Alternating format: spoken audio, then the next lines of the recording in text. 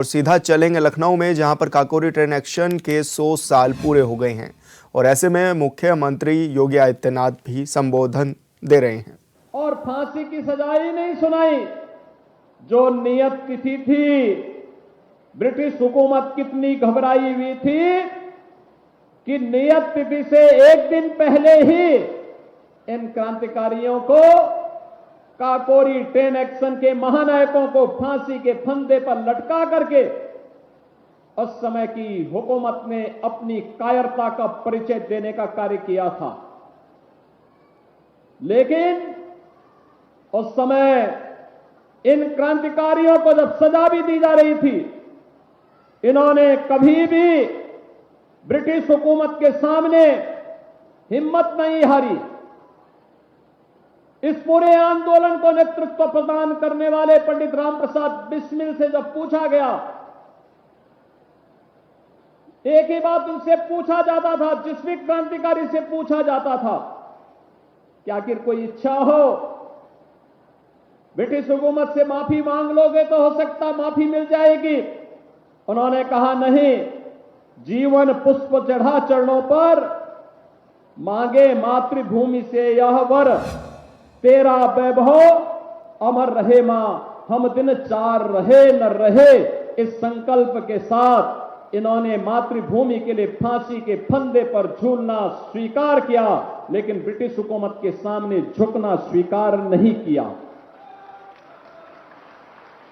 इन्हीं क्रांतिकारियों के शहादत का परिणाम है, इनके बलिदान का परिणाम है आज हम आजादी का उपभोग कर पा रहे हैं।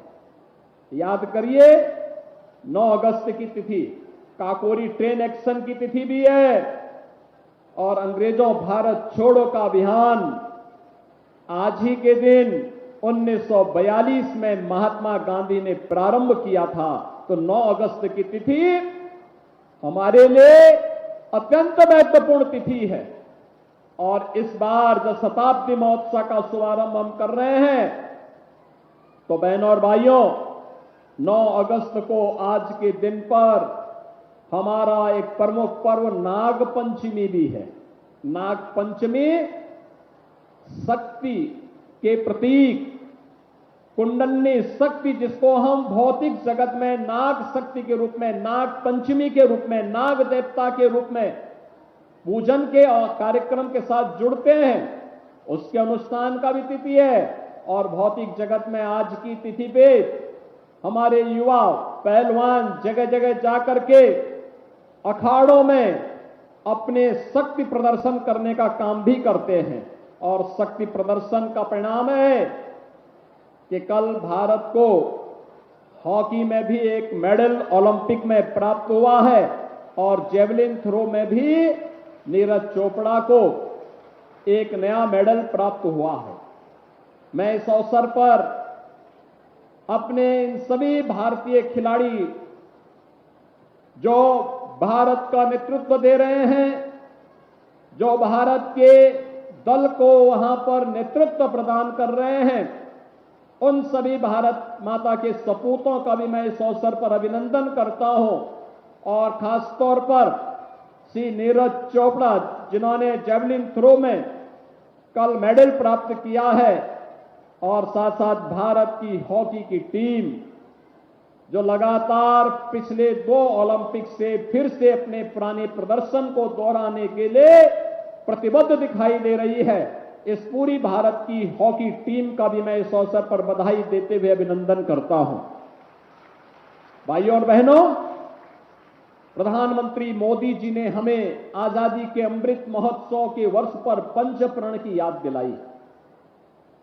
पंच प्रण केवल एक भाषण नहीं है, ये केवल शब्दावली नहीं है, यह हमारे जीवन का संकल्प होना चाहिए, ये जीवन का व्रत होना चाहिए। भारत को दुनिया की महाशक्ति बनाने के लिए, विकसित भारत की परिकल्पना को साकार करने के लिए, हर भारतवासी के लिए जीवन में जो 5 महत्वपूर्ण कार्य करने हैं, उनका अनुसरण किस रूप में करते हुए हम भारत को दुनिया की एक ताकत के रूप में स्थापित कर सकते हैं, इसका भी एक माध्यम है। और इसके लिए हम में से हर एक व्यक्ति के जीवन का ध्येय एक ही होना चाहिए, और वह ध्येय एक ही हो जो हमारे क्रांतिकारियों ने, स्वतंत्रता संग्राम सेनानियों ने जो संकल्प देश की आजादी के लिए लड़ा था, आज हमारे ऊपर वह दायित्व है कि भारत की इस आजादी को बरकरार रखने के लिए उस कालखंड में बलिदान की आवश्यकता पड़ी। आज हम अपने कर्तव्यों का पालन करते हुए अगर इसका अनुपालन करते हैं तो कोई कारण नहीं कि भारत दुनिया की एक बड़ी ताकत के रूप में न उभरे। भारत ने पिछले 10 वर्ष में अपनी एक शानदार यात्रा को आगे बढ़ाया है। शानदार यात्रा का परिणाम है 2014 में जो भारत दुनिया की 10वीं बड़ी अर्थव्यवस्था थी, आज वह दुनिया की 5वीं बड़ी अर्थव्यवस्था है। जो भारत आज 5वीं बड़ी अर्थव्यवस्था है, वह प्रधानमंत्री मोदी जी के नेतृत्व में वह भारत अगले 3 वर्ष में दुनिया की 3री बड़ी अर्थव्यवस्था बनेगा। अमेरिका, चीन के बाद 3री बड़ी आर्थिक ताकत 2027 में कोई होगा तो अब भारत होगा। भारत और भारत की इस ताकत का मतलब हर भारतवासी के चेहरे पर खुशहाली। लेकिन इसके लिए हमें सबको मिलकर के अपने स्तर पर भी प्रयास करना होगा। इसके लिए जो पंचप्रण है, इन पंचप्रण को अपने जीवन का संकल्प बनाना होगा, और वह तभी बन सकता है जब हमारी प्राथमिकता हमारा देश बने। जाति नहीं, मत नहीं, मजहब नहीं, क्षेत्र नहीं, भाषा नहीं, हमारा संकल्प तो एक ही होना चाहिए कि जीवन पुष्प चढ़ा चरणों पर, मांगे मातृभूमि से या वर, तेरा वैभव अमर रहे मां, हम दिन 4 रहे न रहे। यही तो है हम सबके जीवन का संकल्प। राष्ट्र प्रथम का भाव, मेरा व्यक्तिगत हित राष्ट्र के हित से महत्वपूर्ण नहीं हो सकता। मेरी जाति का व्यक्तिगत हित मेरे राष्ट्र से बढ़कर के नहीं हो सकता है। मेरे मत और मेरे मजहब का हित मेरे राष्ट्र से बढ़कर के नहीं हो सकता है। देश की एकता और अखंडता के लिए अपना सब कुछ न्यौछावर करने का एक संकल्प और उसके लिए समर्पण का यह भाव व्यक्तिगत कर्तव्यों से लेकर के नागरिक कर्तव्यों तक आगे बढ़ता हुआ, सैनिकों के सम्मान से लेकर के एकता और अखंडता के लिए कार्य करना, समतामूलक समाज की स्थापना के लिए कार्य करना, वोकल फॉर लोकल के लिए कार्य करते हुए आत्मनिर्भरता के लक्ष्य को प्राप्त करना, समाज में सबके प्रति समभाव रखते हुए राष्ट्रीय अखंडता को बरकरार रखने के लिए प्राणपण से जुड़ करके कार्य करना। अगर हम सब मिलकर के इन सभी संकल्पों के साथ आगे बढ़ते हैं और गुलामी के अंशों को समाप्त करने के साथ आगे बढ़ते हैं, दुनिया की कोई ताकत भारत को दुनिया की सबसे बड़ी ताकत बनाने से रोक नहीं सकती है। अब भारत का समय आ गया है और भारत के समय के लिए प्रधानमंत्री मोदी जी ने इसलिए कहा था, इसीलिए आजादी के अमृत महोत्सव में प्रधानमंत्री जी ने कहा था कि यही समय है और सही समय है। आजादी का अमृत महोत्सव इसका सही समय है और संकल्पों की इसी क्रम को आगे बढ़ाने के लिए हम अपने इन क्रांतिकारियों के प्रति कृतज्ञता ज्ञापित करने के लिए, उनकी स्मृतियों को नमन करने के लिए हम लोग इस अवसर पर इस वर्ष प्रारंभ किए हैं काकोरी ट्रेन एक्शन की शताब्दी महोत्सव का एक कार्यक्रम। आज ये समारोह प्रदेश भर में हो रहा है, हर जनपद में हो रहा है। मंत्रीगण भी गए हैं, माननीय सांसद गण भी हैं, माननीय विधायक गण हैं, महापौर हैं, जिला पंचायत अध्यक्ष हैं, विधान परिषद सदस्य हैं, जिला पंचायत अध्यक्ष हैं, ब्लॉक प्रमुख हैं, चेयरमैन हैं, अलग अलग जनपदों के कार्यक्रम में और शामिल होकर के विद्यार्थियों के साथ, क्रांतिकारी परिवारों के साथ, शहीद परिवारों के साथ, पूर्व सैनिकों के साथ, वीर नारियों के साथ इस कार्यक्रम में सहभागी बनकर के इन कार्यक्रमों को आगे बढ़ा रहे हैं। ये कार्यक्रम लगातार आगे चलेंगे। इस कार्यक्रम की श्रृंखला में अभी आज ये कार्यक्रम होंगे। आज हर शहीद स्मारक पर राष्ट्र धुन के साथ पुलिस, पीएसी, अर्धसैनिक बल, सैनिक, सेना, होमगार्ड, एनसीसी, इन सब के बैंड की धुन भी बजती हुई दिखाई देगी। ये अपने क्रांतिकारियों के प्रति, शहीदों के प्रति एक सम्मान का प्रतीक, और एक कार्यक्रम लगातार चलेगा। 13 से 15 अगस्त तक हर घर तिरंगा का अभियान चलेगा। हर घर में तिरंगा, भारत की आन, मान, शान का प्रतीक, भारत का राष्ट्र ध्वज हर घर के ऊपर फहराया जाएगा, हर संस्था के ऊपर फहराया जाएगा। और ये कार्यक्रम युद्ध स्तर पर चल रहा है। उत्तर प्रदेश में 4.5 करोड़ तिरंगा हर घर के ऊपर फहराने के एक बड़े लक्ष्य के साथ हम लोग आगे बढ़े हैं। और मुझे प्रसन्नता है कि यहां पर प्रदेश सरकार के साथ साथ सभी विभाग और जिला प्रशासन, सभी संस्थाएं मिलकर के इस कार्यक्रम के साथ जुड़ रही हैं। 1 वर्ष तक चलने वाला एक कार्यक्रम, कल आपने देखा होगा कि 10 एक्शन की शताब्दी महोत्सव के इस पूर्व संध्या पर राष्ट्रभक्ति के गानों की भी एक संध्या हर जनपद में आयोजित हुई। ये कार्यक्रम बड़े हर्षोल्लास के साथ लोगों ने उस कार्यक्रम में सहभागिता की, हमारे कलाकारों ने सहभागिता की। स्थानीय कलाकारों का एक मंच मिला अपनी प्रतिभा को दिखाने के लिए। लेकिन इसके साथ आगे एक कार्यक्रम चलेंगे जनपद स्तर पर सुलेख लेखन, वाद विवाद प्रतियोगिता, लेखन प्रतियोगिता, अन्य सामान्य ज्ञान प्रतियोगिता, क्विज प्रतियोगिता, ये सभी होंगी। फाइन आर्ट से क्रांतिकारियों के चित्रों को उल्लेख करते हुए। लखनऊ से बड़ी खबर, काकोरी एक्शन शताब्दी समारोह में सीएम योगी। सीएम ने नेताओं के साथ ली सेल्फी। सीएम योगी के साथ दिखाई दिए डिप्टी सीएम ब्रजेश पाठक। तो बड़ी खबर आपको बता रहे हैं, जहां पर सीएम ने नेताओं के साथ सेल्फी भी ली है और इस दौरान उप मुख्यमंत्री भी उनके साथ मौजूद रहे हैं।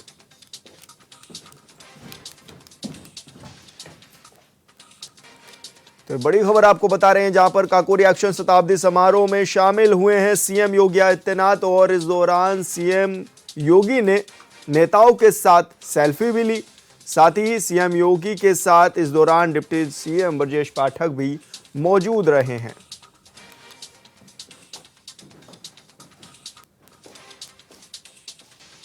इस दौरान पर्यावरण मंत्री जयवीर सिंह समेत तमाम नेता भी मौजूद रहे हैं।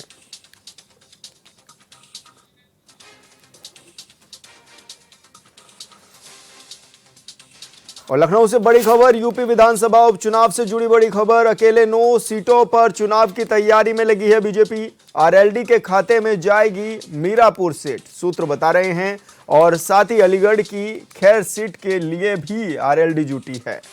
सुभाषपा निषाद पार्टी को नहीं मिलेगी एक भी सीट, यह सूत्रों के हवाले से बड़ी जानकारी मिल रही है। और 2022 चुनाव में निषाद पार्टी के खाते में थी कटेहरी मझवा सीट।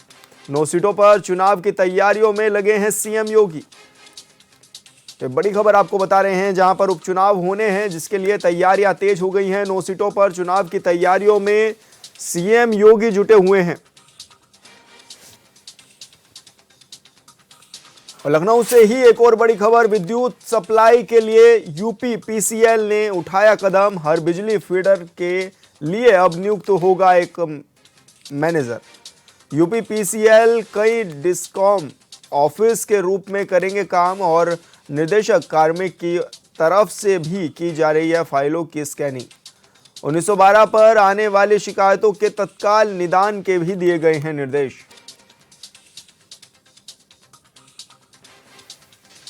और लखनऊ से बड़ी खबर, वित्त मंत्री सुरेश खन्ना के लेटर पैड पर झूठी शिकायत। स्वास्थ्य विभाग में आरओ अभिषेक कुमार की झूठी शिकायत। सचिवालय विभाग ने हजरतगंज में दर्ज कराया है मुकदमा। उप सचिव संजीव श्रीवास्तव ने कराया केस दर्ज। झूठी शिकायत में लिखी आरओ के तबादले की बात।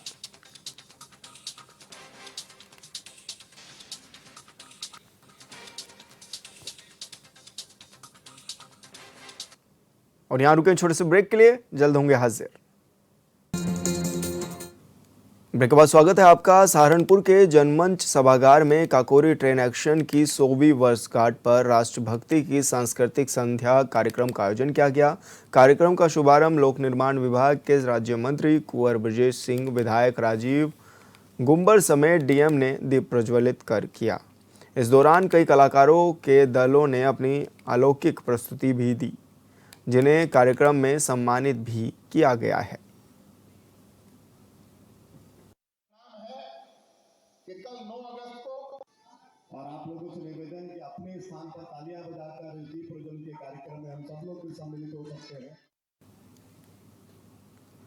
एक तरफ तो योगी सरकार अपराधियों और भ्रष्टाचारियों पर लगाम कसने में लगी हुई है, वहीं दूसरी तरफ गोरखपुर में लगातार कई विभागों पर भ्रष्टाचार के आरोप भी लग रहे हैं। अब कलेक्ट्रेट कचहरी के अधिवक्ताओं ने आबकारी विभाग की साठगांठ से गंभीर धाराओं में मुकदमा दर्ज होने के बाद भी सरकारी लाइसेंस देने का आरोप लगाया है। प्रेस वार्ता के दौरान अधिवक्ताओं ने आबकारी विभाग पर आरोप लगाया है। उनका कहना है कि हम सरकार किसी अपराधी को सरकारी टेंडर न देने के लिए कई सख्त कदम उठा रही है। अधिवक्ताओं ने यह भी बताया है कि वो कई बार इसी मामले से अधिकारियों से मुलाकात, लिखित शिकायत भी दे चुके हैं, लेकिन विभाग की साठगांठ के चलते इन लोगों पर कोई कार्रवाई नहीं की गई है।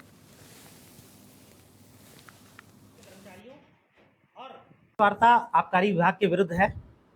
आबकारी विभाग में व्याप्त भ्रष्टाचार के विरुद्ध है। आबकारी विभाग द्वारा अपराधी प्रवृत्ति के लोगों को लॉटरी के द्वारा शराब की दुकानों का आवंटन किया जा रहा है, जिनकी शिकायत होने पर भी और जिनके कागजात पूर्ण ना होने पर भी सरकार की मंशा के विरुद्ध जाकर के उनको संरक्षण देते हुए दुकानों का आवंटन किया जा रहा है और दुकानें चलाने में, संचालन में सही।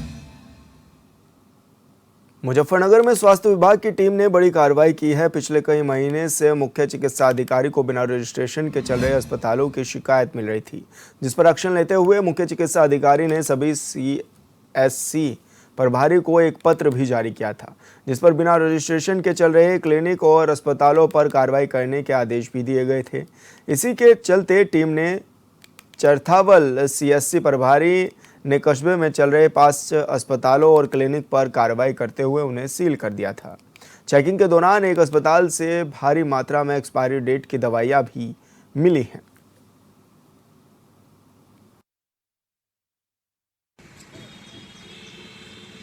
देखिए, विभाग का काम है कार्रवाई करना। हम लोगों के पास शिकायत आ रही थी कि चरथावल क्षेत्र में कुछ फर्जी हॉस्पिटल एक्सरे मशीन चला रहे हैं जिनके पास कोई डिग्री नहीं है। तो हमने एक पत्र लिखा था सीएमओ साहब को और माननीय मंत्री कपिल देव अग्रवाल को। उस आधार पर कार्रवाई की शुरुआत हुई है। अभी मैं संतुष्ट नहीं हूँ। जो मेरे संज्ञान में आया है, जो लोग बता रहे हैं मुझे कि अभी और काफी, चरथावल ही नहीं सारे जनपद में कार्रवाई होनी चाहिए, क्योंकि एक बुढ़ाना में जिस हॉस्पिटल में डेथ हो गई थी उस पर सील लगा दी गई। बुढ़ाना में ऐसा नहीं कि एक ही हॉस्पिटल है। देखिए, जनता, भोली भाली जनता के साथ, स्वास्थ्य के साथ खिलवाड़ कतई बर्दाश्त नहीं किया जाएगा। देखिए, दबाव किसका है वो तो स्वास्थ्य के अधिकारी बताएंगे, लेकिन दबाव के आधार पर अगर कोई दबाव बना भी रहा है तो उनको भी ये ध्यान में रखना चाहिए, उनका भी परिवार है।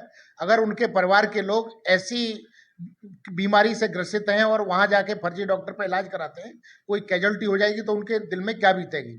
ये स्वास्थ्य विभाग की तरफ से जो कार्रवाई हुई है, चरथावल की टीम ने, स्वास्थ्य विभाग की टीम ने जो कार्रवाई की है, उसमें ये जो अपंजीकृत चिकित्सक बोलते हैं हम उनको, जिनके पास कोई पंजीकरण नहीं है और वो चिकित्सा व्यवसाय का कार्य करते हैं, तो इस तरीके की जब भी शिकायत मिलती है हमें कोई, या कोई सूचना भी मिलती है हमें, लिखित में कोई सूचना देते हैं, जानकारी देते हैं वहाँ हमारे प्रभारी चिकित्सा अधिकारियों को, तो वो संबंध में जाते हैं, निरीक्षण करते हैं और यदि वो वास्तव में अपंजीकृत मिलते हैं तो उनको उस चिकित्सा व्यवसाय को बंद करने के लिए कह देते हैं और उनको नोटिस भी दिया जाता है कि यदि उनके पास कोई प्रमाण पत्र है तो 3 दिन में या वो चिकित्सा अधिकारी अपने समय देते हैं, उनको टाइम भी दिया जाता है। ये तो उन पे होता है तो वो दिखाएं, अन्यथा तो फिर इस तरीके के, क्योंकि इस तरीके की शिकायतों से या इस तरीके का चिकित्सा व्यवसाय करने से उन भोले वाले मरीजों की जान के साथ खिलवाड़ होता है, जिनको ये पता नहीं होता कि पंजीकृत चिकित्सक है या नहीं।